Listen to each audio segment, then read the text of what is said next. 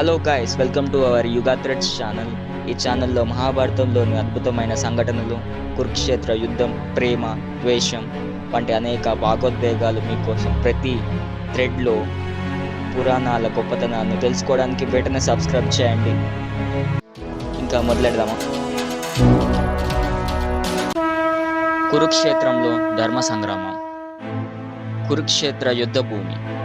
అర్జునుడు తన రథంపై నిలిచి ఉన్నాడు. ముందు తన బంధువులను చూస్తూ కాళ్ళ మీద పడిపోతాడు.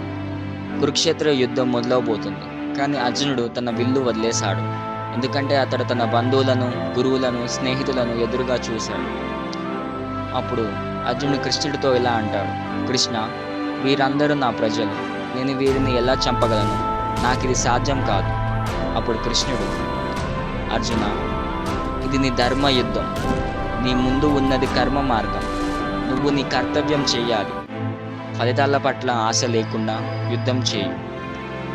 కృష్ణుడు అర్జునుడికి జీవితం, కర్తవ్యం, ఆత్మతత్వం గురించి ఉపదేశం ఇచ్చాడు. అదే భగవద్గీత. కర్మణ్యేవాధికారస్తే మా ఫలేషు కదాచన మా కర్మ ఫలహేతుర్భూ మాతే సంగోస్త్వ కర్మని. నీవు కేవలం కర్మ చేయుటలోనే హక్కు కలిగి ఉన్నావు, ఫలితాలపై కాదు. కర్మ చేయకుండా ఉండకూడదు.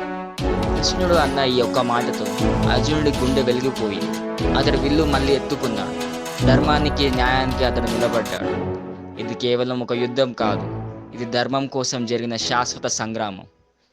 జీవితంలో సందేహాలుంటే కృష్ణుడు మాటలు వినండి.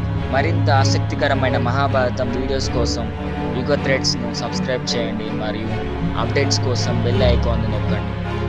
మళ్ళీ ఇంకొక కొత్త వీడియోతో మిమ్మల్ని కలుస్తాం.